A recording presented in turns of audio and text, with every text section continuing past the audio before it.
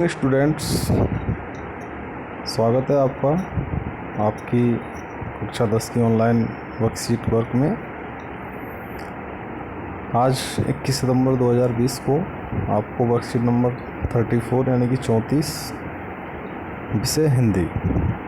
तो इस वर्कशीट में आपकी क्षितिज किताब पुस्तक से एक पाठ है और उसको यहाँ लिया गया है। इसमें डॉक्टर कामिल बुल्के के है।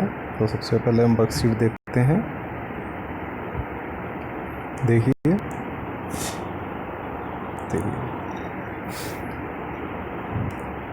21 सितंबर 2020। तो देखो सबसे पहला काम क्या होता है हमारा वर्कशीट में। सबसे पहले आपको यहाँ अपना नाम लिखना है, ठीक है। यहाँ पर अपने अध्यापक, कक्षा अध्यापक का नाम लिखना है।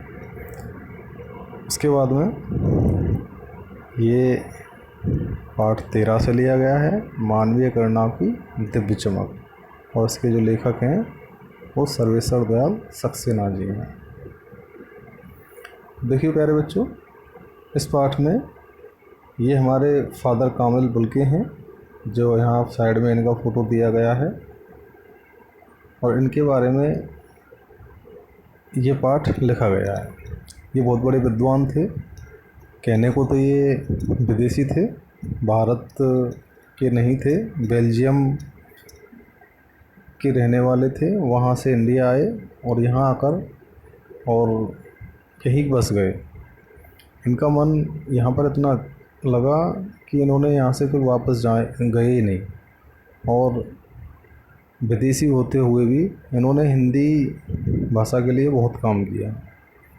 हिंदी में बहुत सी रचनाएं लिखी, यहाँ तक कि इन्होंने राम कथा तक लिखी है। तो देखते हैं बच्चों, वर्कशीट में मानवीय गणना की दिव्य चमक, पाठ सर्वेश्वर दयाल सक्सेना जी द्वारा लिखित एक संस्मरण है। देखो एक नया वर्ड आया इसमें, ये संस्मरण। तो संस्मरण क्या होता है?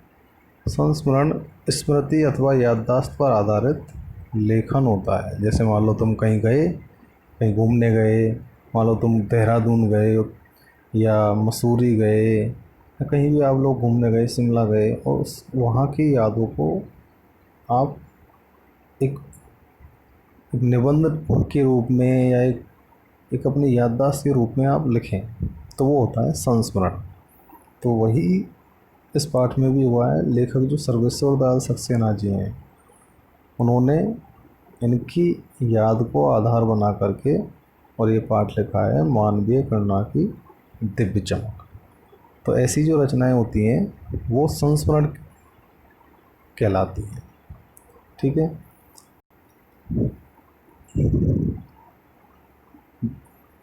लेखक अपनी स्मृतियों के आधार पर किसी व्यक्ति, देखो इसमें किसी व्यक्ति का वर्णन हो सकता है, किसी घटना का वर्णन करता है, या इसके माध्यम से जो व्यक्ति या घटना हमारे सामने चित्र की भांति साकार हो जाता है। मतलब उसका ऐसे वर्णन किया जाता है जैसे मान लो वो हमारे सामने एक तरह से फिल्म के जैसे चल रही है।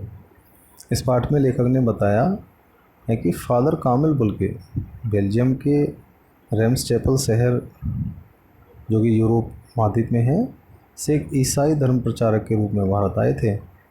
किंतु उन्होंने इस देश को अपनी कर्मभूमि बनाया। कर्मभूमि यानी कि यहीं पर उन्होंने अपना काम किया और यहीं के होकर रह गए। फादर कामिल बुल्के ने हिंदी भाषा के विकास और प्रचार प्रसार में, देखो हिंदी भाषा के विचार महत्वपूर्ण योगदान दिया है। हिंदी भाषा को समृद्ध करने में इनके द्वारा लिखे गए शब्दकोश समझते हो, डिक्शनरी का महत्वपूर्ण योगदान रहा है। इस पाठ में लेखक ने उन्हें फादर बुल्के के स्वभाव और व्यवहार का वर्णन करते हुए उन्हें मानवीय गणना की दिव्य चमक कहा है। किसको कहा है? इन्हें। किसने कहा है? इन्होंने, ठीक है। लेखक का मानना है जब तक रामकथा है, इस विदेशी साधु को हमेशा याद किया जाएगा तथा उन्हें हिंदी भाषा और बोलियों के अगाध प्रेम का उदाहरण माना जाएगा।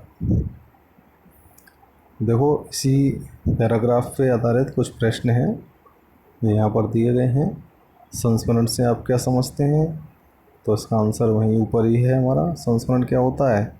संस्मरण स्मृति याददाश्त पर आधारित लेखन होता है, जिसमें लेखक अपनी यादों के आधार पर घटना का वर्णन करता है। तो ये हमारा पहले क्वेश्चन का आंसर हो गया। ठीक है बच्चों, आगे देखो अगला क्वेश्चन। फादर कामिल बुल्के कौन थे? उनके भारत आने का क्या उद्देश्य था? तो फादर कामिल बुल्के बेल्जियम के रहने वाले थे, और भारत आने का क्या उद्देश्य था? तो भारत क्यों आए थे वो? तो भारत आए थे वो ईसाई धर्म प्रचार, यानी कि वो ईसाई धर्म का प्रचार प्रसार करने के लिए आए थे। किस लिए आए थे?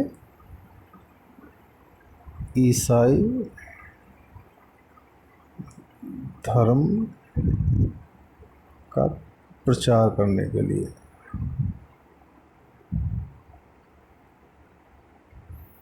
भारत में कामिल बुल्के ने क्या योगदान दिया? भारत में कामिल बुल्के ने क्या योगदान दिया? देखिए, सबसे बड़ा योगदान तो उन्होंने हिंदी भाषा के प्रचार प्रसार में, उसके अलावा इन्होंने बहुत सारे शब्दकोश लिखे,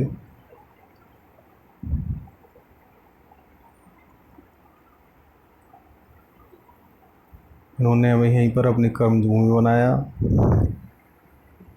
ठीक है, और देखो इनके बारे में हम ज़्यादा जानकारी यहाँ देख सकते हैं।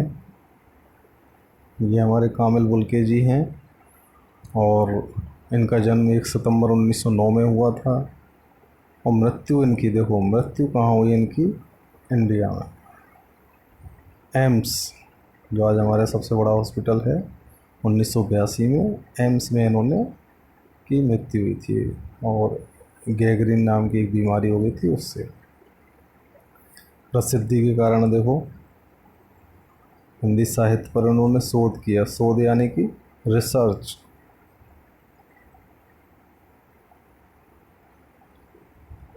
तुलसीदास पर इन्होंने रिसर्च किया, और इनको पद्म भूषण सम्मान भी मिला।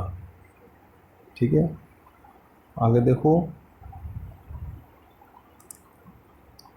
तो ये इनका योगदान रहे हैं, और इनकी जो भारत की यहाँ पर रचनात्मक जो उपलब्धियाँ रही हैं वो ये देखो, इन्होंने हिंदी राम कथा उत्पत्ति और विकास 1949 में लिखा, ये लिखा, और देखो शब्दकोश लिखा 1968 में। ये रचनाएं इनकी यहाँ पर, नील पक्षी है 1978। तो इस तरह से इन्होंने हिंदी के लिए बहुत काम किया।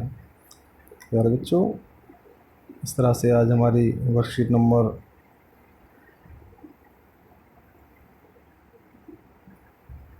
34 कंप्लीट होती है, और इसको कंप्लीट करके अपने क्लास के ग्रुप में सेंड कर देंगे। और बच्चों, कोरोना महामारी के काल में आपको घर रहकर ही पढ़ाई करनी है। पढ़ाई का विशेष ध्यान रखें, साथ ही अपने स्वास्थ्य का भी ख्याल रखें, हाथ धोते रहें, सोशल डिस्टेंसिंग का पालन करें, मास्क लगाएं, और अपने घर वालों को भी अवेयर करें कि जिससे कि इस महामारी से बचा जा सके। ठीक है बच्चों, चैनल को सब्सक्राइब कर लें, जिससे कि आने वाली वीडियो का नोटिफिकेशन आपको मिलता रहे। लाइक भी करें, और अपने दोस्तों के साथ शेयर भी करें। ओके बच्चों, थैंक यू।